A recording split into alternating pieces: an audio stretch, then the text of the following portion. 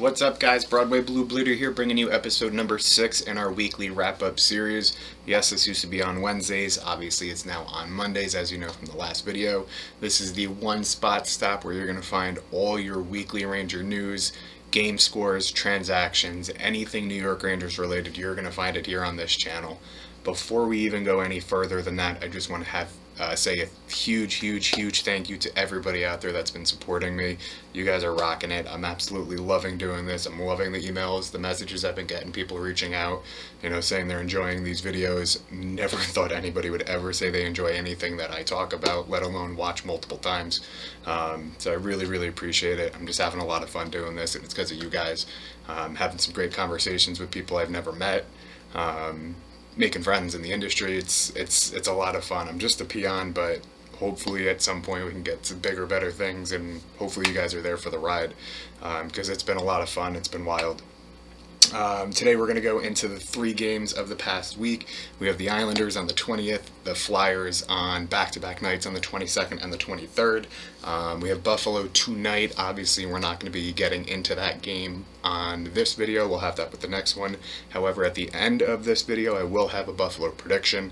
For those that don't know, I'm pretty good at doing Rangers predictions. You'll see in a bit. We're going to do the sin bin. People seem to be liking that. I like doing it. We'll get to that at some point in this video as well, and then we're going to go over the games coming up for next week. So let's dive right in. We unfortunately have to start with the game on the 20th. This was really a playoff game. This wasn't a regular season game. The first couple minutes of it felt like a playoff game. Of course, I'm talking about the ugly loss on the 20th to the Islanders. It was a 6-1 game. Brutal. Absolutely brutal. I didn't think it was going to be a Rangers win per se, but I didn't think it was going to be that bad. I was kind of speechless after the game. It did not invoke happy memories. It didn't invoke happy feelings about the future, but I think it was kind of overblown. We're going to get into all of it right now. Like I said, it was kind of out of hand, I'd say halfway through the first. The first 10 minutes, it wasn't terrible. You had a sinking feeling in your gut that the Rangers weren't going to be doing much in this game. Really hoped that wasn't going to be the case. Unfortunately, it was. Shesterkin was one of the reasons they kept it as close as they did in the first period. I don't understand the people that are clamoring for Georgiev to continue starting. Shesterkin was coming off a great 3 previous games against the Devils, 2 of which they were shutouts. I don't give a shit that they were playing the Devils. It's still very hard to have back-to-back shutouts against the same team, let alone almost 3 straight games. He gave up a goal in the 3rd period of the 3rd game, and, you're going to ride the hot hand. Igor Shesterkin, as I said in my last video, is the starting goalie for the New York Rangers for the foreseeable future. Georgiev is not. Shesterkin should be getting the bulks of games going forward. Don't know why people don't understand that. That's why he got this start. Yes, they lost the game. Probably would have been worse if Georgiev was in there. I don't care what people think. People just think that because he has a good record against them that he's always going to play well. That game was not going to be a Rangers win no matter who played in that. You could have had Richter, you could have had Lundqvist. Rangers weren't winning that game. They scored 1 fucking goal. Move on, get over it. Georgiev won't be here for the foreseeable future like Shesterkin will. That's why he started that game. Speaking of foreseeable future, anybody else notice how much the game turned when Trouba went down? And yes, that was a clean hit by Matt Martin. Yes, I wish we had somebody like Matt Martin on this team. A lot of people were bitching and moaning that nobody answered the bell once Trouba got hit. What do you want them to do? They're already down a defenseman. Everybody who saw that hit knew Trouba wasn't coming back, whether it was his knee or it was his concussion. They came out later and said it was an upper body injury. He's still day-to-day, blowing smoke up people's asses. He's done for the season unless he says otherwise, which even if he does, the Rangers shouldn't let him play. We'll get to that at the end because it's a whole nother thing. It's crazy. A lot of the people that were bitching and complaining that they didn't answer the bell, are the same ones that say, how come there's no penalty when there's a clean hit by the Rangers player on an opponent, and somebody jumps in when it's clean. Hey, newsflash, it was a clean hit. Who did you want to jump in? I understand we don't have much fighting on this team. That needs to change. We do have grit, we do have physicality, but the problem is the 2 players that were left after Trouba got taken out were both on the defense. You can't afford to lose 2 defenders. You get a defender to fight, they're gone for 5 minutes. Who knows? Maybe it's more if they get more penalties added onto it. It's not a situation you want to be in. You know, Kreider does sometimes drop the gloves. He sometimes gets physical, but when he's Captain Invisible like he is right now, he's not going to do shit. And nobody did, and that was kind of sad to see. But like I said, it was a clean hit. Nobody should have been jumping in that hit anyway. It was a retaliation hit from a clean hit Trouba had earlier. Matt Martin's just that kind of guy. He's skillful enough to be on a team right now. It's not the age of grinders and fighters on the fourth line anymore. But Matt Martin is that kind of guy, but he can score. He can play. And that's something the Rangers are lacking. And I think that'll change, but we'll get into that in a little bit because we're going to be talking about the Rangers' future as we go forward. But it was just, there was no one else to answer the bell, especially after that penalty or after the hit, because Adam Fox took a penalty immediately after. The guys were going to be gassed. You can't have, defenders fighting when you're down one already. But it was a clean hit. I don't want to hear any differently. You're not going to change my mind. And like I said, who knows if it was just a concussion? That, like I said, they are saying it was an upper body injury. His knee looked a little flimsy when he was trying to stand. I think there's a leg injury in there somewhere. We'll see. I don't know. Hopefully we'll find out. We probably won't because it's the NHL and we all know they don't like to do full injury reports. So the game just totally changed on that hit. Rangers had no answers, and at that point, it was just a matter of time before the onslaught started, and obviously, as we saw, it did. Rangers, like I said, they lost 6-1. Wasn't close at any point in that game. Ugly, ugly game. The outlook post that game was not good for the Rangers' playoff chances. They basically needed to run the table, maybe lose 1 or 2 games. They needed a bunch of help from the teams in front of them to lose, and it seems like every time the Rangers win, those teams win. When the Rangers lose, they still win. We're not catching any ground. It was a really, really bad game to lose. I saw on Twitter people are saying that David Quinn is 0-4 now in the playoffs, which I kind of agree with. He got swept last year in the bubble. This is definitely a playoff-like game. Like I said, it felt like a playoff game when the team started, and just didn't have it. It was a bad game. Kind of saw it coming. They did sweep the Devils in a 4-game series previously. Devils aren't a great team. They are an NHL team with a lot of AHL players, a lot of young guys. They're rebuilding that organization as well. The last 2 games the Rangers had against them wasn't a complete game. It was a game they should have dominated, and they didn't. So it wasn't, like I said, it wasn't really surprising that they lost. It was just how badly they actually looked in this loss. They reverted back to early season, not preseason, because there was none. Early season Rangers with too much east-west passing, too much east-west skating. Against a team like the Islanders, you got to go north-south. You got to push them. You got to use your speed, which the Rangers are built for. You got to use your skill, which the Rangers have. And they just didn't do it that game. They just looked flat. They looked like a team that wasn't ready for the playoffs because they're not. It's a learning experience as well for the kids. That whole game, I'd say the top 3 lines didn't do jack shit. Their only goal came from Brendan Smith on a deflection. It was Rooney on a deflection from Brendan Smith. Talk about Brendan Smith in a second because I have an idea with him.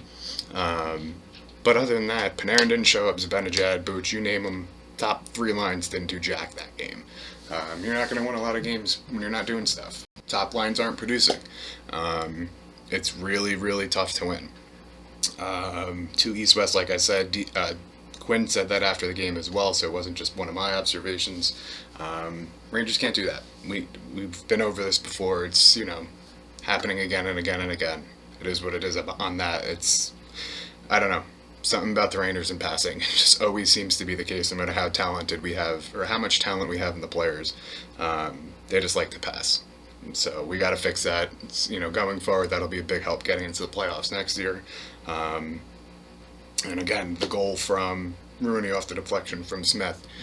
For those that follow me on Twitter, which you can do, my username is Moorhead_DT. Find me on there. Love talking during the Rangers games. I usually put out a couple posts. Some information. I like to follow a lot of guys over there that know what they're talking about. I said that Brendan Smith should find a way, or we should find a way to sign Brendan Smith maybe as a 7th defenseman next year. People thought I was crazy. Brendan Smith is the prototypical 7th defenseman. he didn't want to leave the Rangers. He knows something magical is happening here. He knows this team's special, and he wants to be a part of this build and, see it to the end. And he was relieved when he didn't get traded at the deadline. Who says that on a rebuilding team? Not many players. You don't hear that coming out of Devils camp. You don't hear that coming out of the Kings camp. Yes, Lemieux got traded over there, but he lives there, and I don't think he sees that team being special anytime soon. But Smith does, and he's right. This team is going to be special, and I think he would be an amazing seventh D. He would have to take a huge pay cut, obviously. You can't give him starter money. And he'd also have to understand that he's not going to be playing 70 games next year. He might play 40, he might play 41. He's going to be a spot starter, basically, on a team that's got a lot of youth. I think he would be a great 7th D for this team, just as another veteran to step in if somebody gets hurt. And, he's well respected. He brings a lot to the table, not really skill-wise, but he's there. And you don't hear his name much, but when you do, it's usually a good thing, unless he's drawing, taking stupid penalties. But he doesn't do that as much as he used to. He actually draws a lot of penalties, which is another great thing for a defenseman to do. But I think that would be something the Rangers should look into, at least. There's rumors going out that they're supposedly or going to make a push with Chara. I don't really think Chara would be great here, but we'll see what happens this offseason. I think this offseason is going to be very interesting and very telling for this Rangers team, but we'll get to that. Real quick, going back to the hit on Trouba. Did anybody else realize how much he was really missed in that game? His leadership, his skills, his ability. Keandre Miller, once he was out, once Trouba went down, wasn't the same player, and that's because he didn't have Trouba next to him. The team just looked deflated, and I think there's a major reason for that. I think Trouba's a great leader for this team. He's an alternate captain along with some other guys, but I think that might change next year. What do I mean? Wait to the end of the video and you'll find that out. This is a game they need to throw away. They needed to get this out of their mind. They needed to push it away from them. They needed to understand there's nothing they could change about it. Game is over. It is what it is. It wasn't their best effort. Next game, they had to come out with their best effort if they wanted to keep their slim playoff chances alive. Let's kind of like this. I don't think they really threw it away, because their next game was the 22nd. It was a 2-3 loss against Philly. This was another type of playoff game that they lost again. It was odd. The Rangers are always kind of a yo-yo team. They have one bad outing, they throw it away, they come back, and they look like world champions the next game. I think a lot of people were expecting that this game. I felt very uneasy about this game. I think the loss of Trouba was a lot more mentally than it was him physically not being in the lineup. And I think that really showed in this game. The Rangers just didn't have it. Whatever it is, they were missing it severely. Maybe they should have went to the locker room at halftime, stolen some of Michael Jordan's juice. Who knows? But nothing really helped them that game. They just looked flat. They weren't able to put them away. They had multiple opportunities in the first period. I know Kakko missed an open net. A couple other chances that were just blown. And when you have a game like that against Alain Vigneault, who is known to ride hot goalies to victories, aka Henrik Lundqvist in his entire career here, he's going to beat you. And he did. And it probably gave him a lot of satisfaction to beat the Rangers and know that he probably ended their playoff push. Especially with the way we've been playing against the Flyers this year, blowing them out 9-0, scoring 8 goals on them the next game. It was a little bit of a revenge for them, and I think they took it that way. Another big thing that the Rangers were missing, with Trouba out of the lineup, was another veteran presence in that lineup. That was the first game of Zach Jones. That was his debut.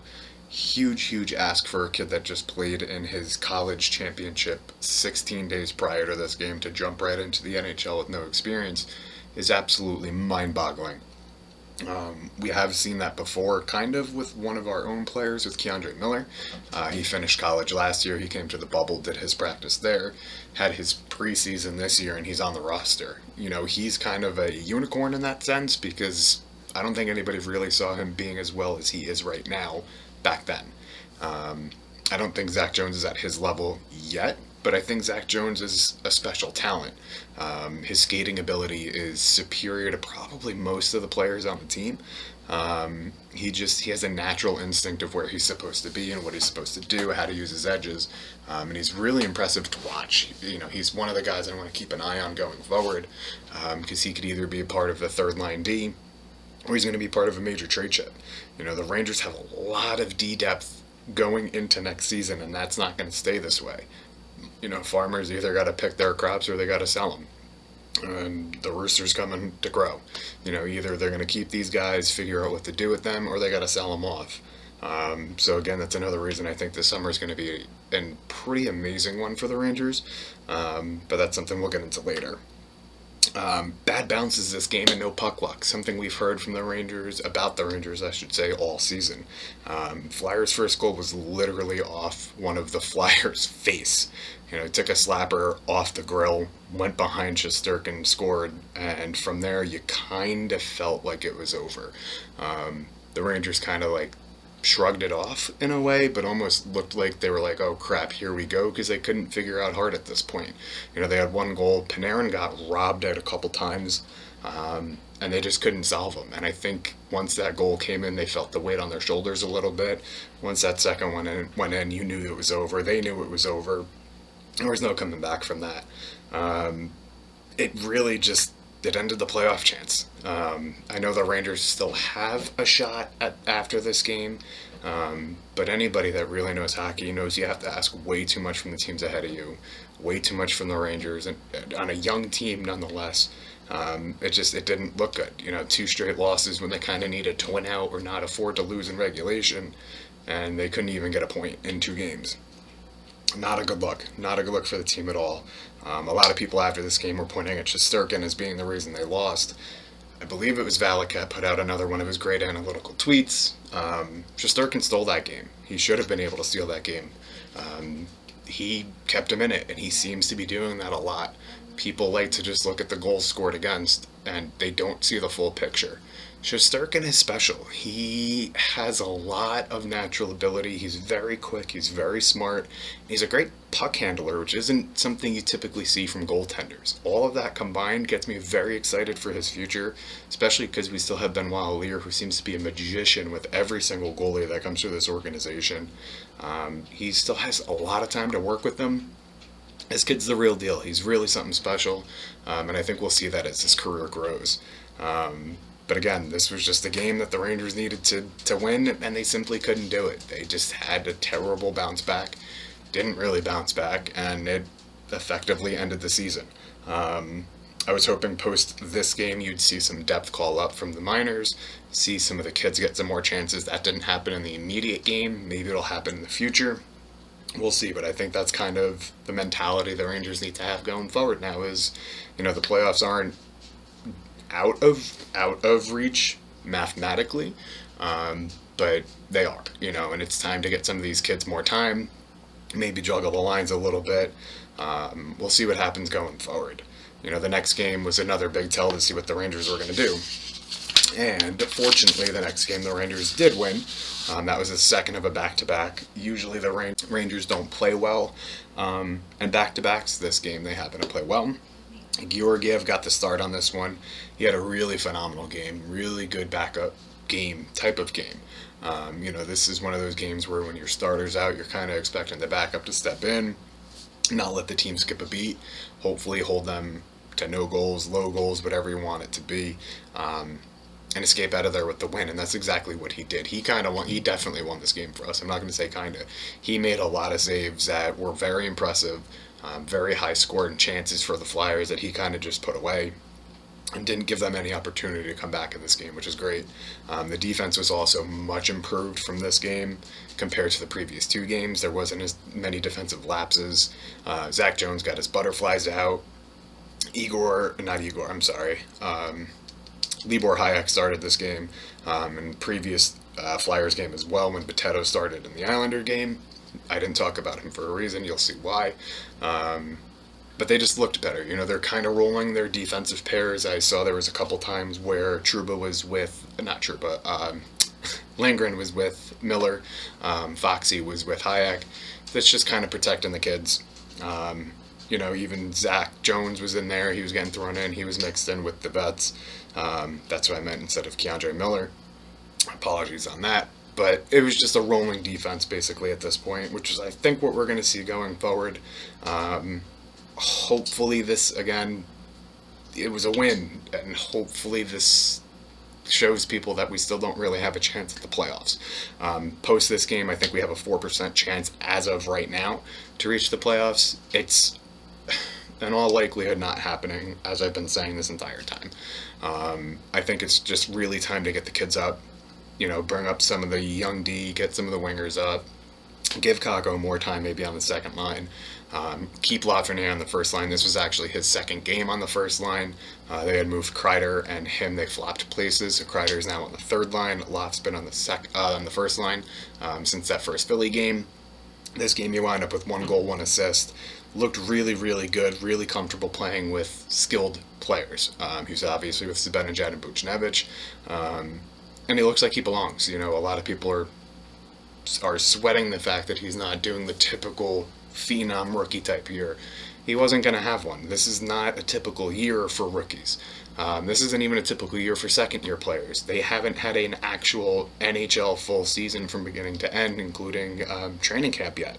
So it's crazy. There are other defenders or other rookies out there that are having great rookie years, but I think the big difference between those players and teams and our team is usually when you have such a high draft pick where you're picking 1 through 5, you don't have anybody else to build around but that rookie. Typically the Crosbys, the Ovechkins, the McDavids, they're the centerpiece of their team. Austin Matthews, you name them, where they're on PP1, they're getting top line minutes, they're getting every opportunity to show what they have. Rangers don't need to do that with their kids right now. They have enough veterans to mix in with them where they can still be learning in the background but still be producing in the foreground. And I think that's a really great situation for these kids to be in, that there's not enough or not a lot of pressure on them to perform. Because, if they don't perform, the team doesn't win. Well, no, if they don't perform, you still have Panarin and Zibanejad to cover up for them. And, lately Laf has been showing why he's the number 1 pick. He's looked much more confident. He's skating better. He looks good.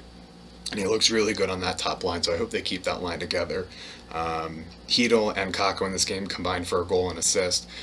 Great job by Hedl just to put pucks on net. That's what happens when you put pucks on net. He had a very, very poor angle. He was below the icing line, took the shot, wound up going in, gave the Rangers, an unsurmountable lead, and that was it. That wrapped that game up. It's good to see the youth getting more time. It's good to see them getting some points and starting to produce. Hopefully we see more of that going forward. Like I said, hopefully some of the call-ups happen. We have Morgan Barron that still needs to be seen in the NHL. I'm very excited about him. And a couple other guys that we should see on defense as well. Adam Fox got another assist in that game. He had a point in the game before as well. He's still pushing for the Norris. I want to say off the top of my head, I believe he has 36 points this year. Or is it 36 assists? Might be 36 assists. He's got some crazy amount of assists that are 6th in the league overall and 1st for defensemen. I want to say it's assists. That's crazy. And he's not even in the Norris consideration. How is that frickin' possible, man? This kid has been everything and more that you need a Norris candidate to do. The team gets better with him on the ice. He's leader of the power play. He's a leader of the defensemen. He's got his offensive game to boot. He's got a defensive game. You never really hear his name get called for bad penalties or bad play. And if it does happen, he's got a really short-term memory where he turns around and makes up for it. It's just mind-boggling that people haven't really started giving him his respect, all because he's not due for it yet because if it's a second year or some bullshit like that. Whatever, get this kid the Norris, at least get him some consideration. He's arrived, he's going to be here for a long time, and it's a really exciting thing to do, a really exciting guy to have, I should say. Rangers, for the 3 games, they probably needed 5 points. They came away with 2. And not enough to make the playoffs. Like I said, they do have a 4% chance as of right now. Not happening. It's just not going to happen. And it's unfortunate because this has been a really fun Rangers team to watch. It's been a really interesting season to watch. There's been a lot of growth, a lot of bad play, a lot of good play. They've had 14 one-goal games. That's kind of fluky. Doesn't quite happen. It's not going to happen that way next year. Water always meets its level.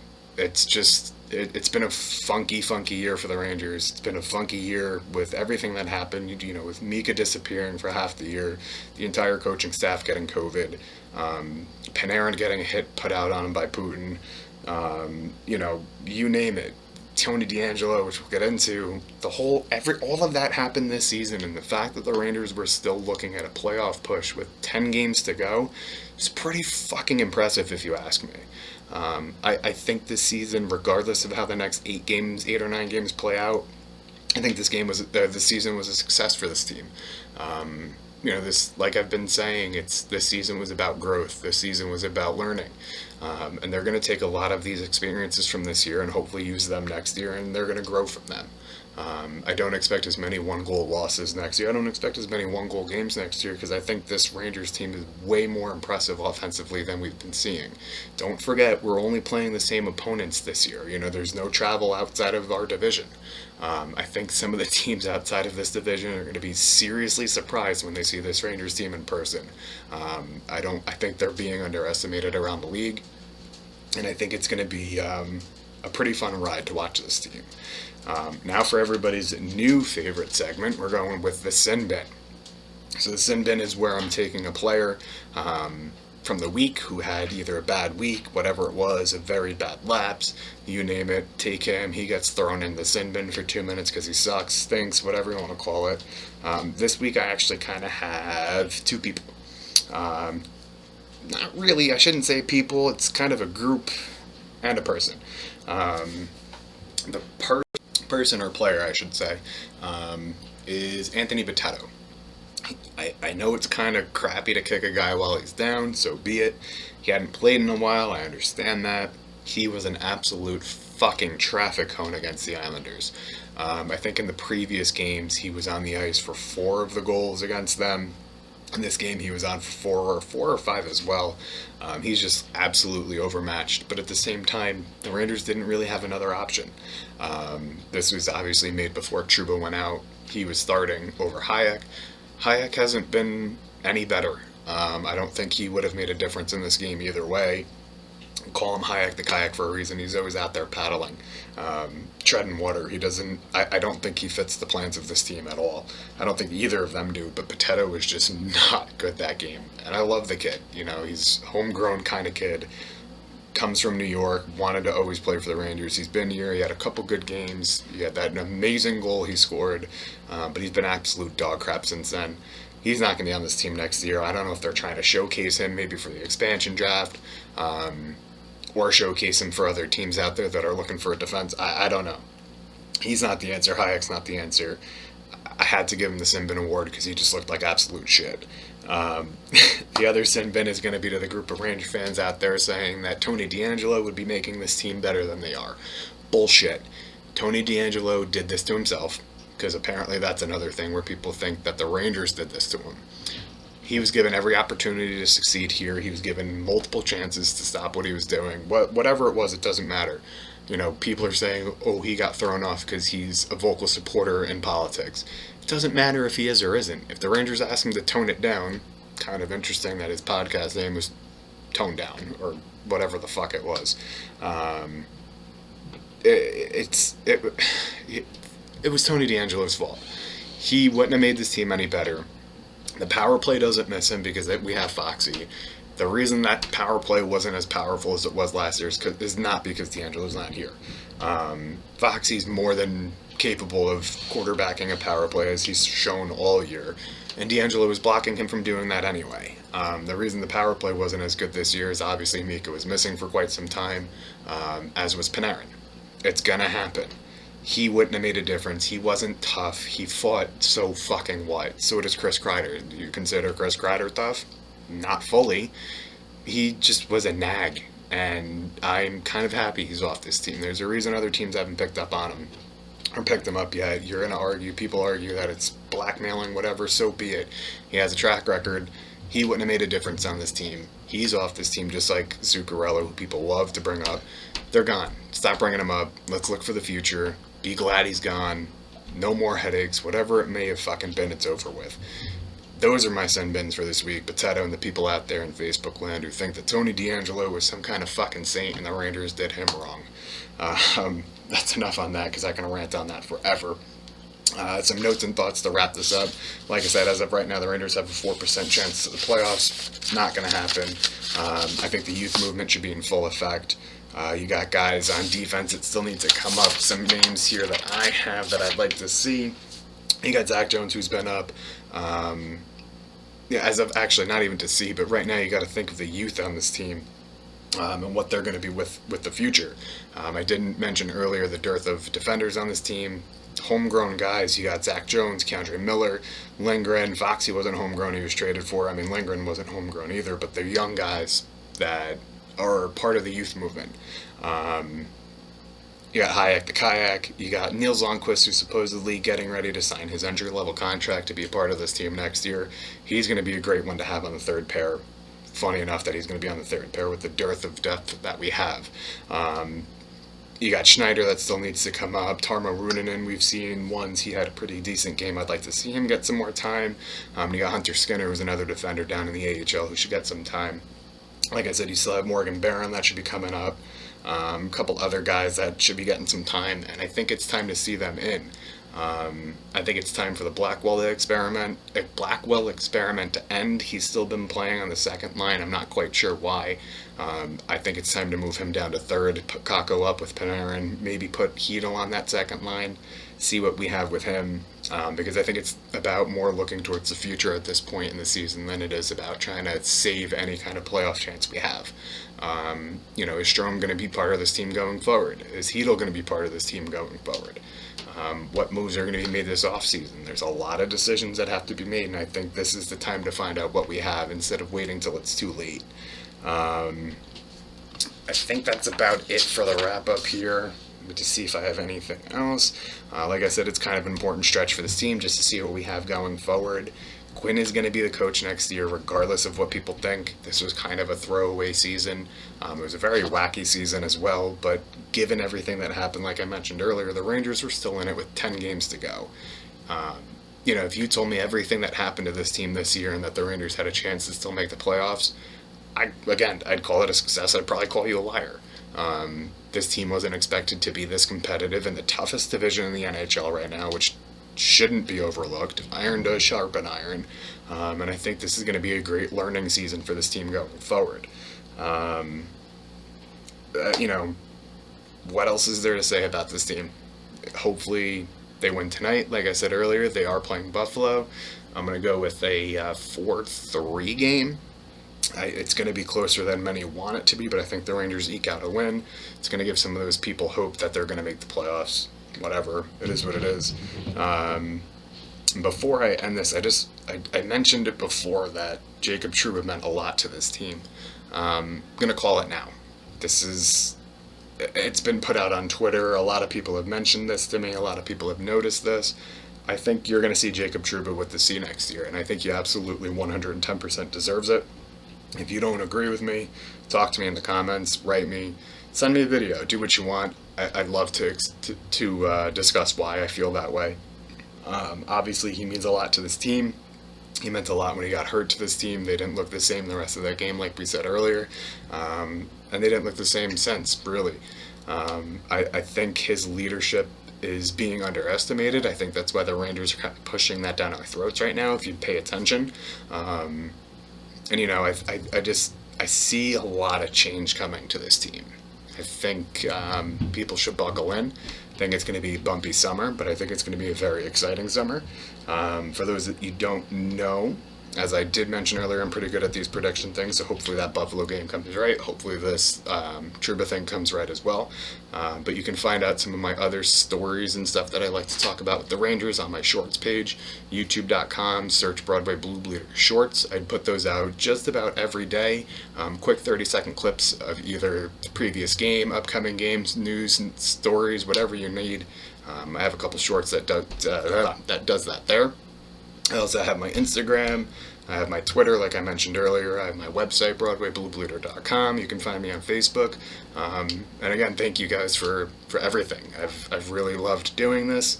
Anything you want to change, comments, suggestions, you name it, you can find out a way to contact me. Please, please, please, please do. And hopefully the Rangers win tonight, and, you know, the future looks pretty bright on Broadway, guys. Keep your chins up. Don't get too down on this team. I think you're going to be pleasantly surprised next year. Hopefully I'm right. Let's go Rangers.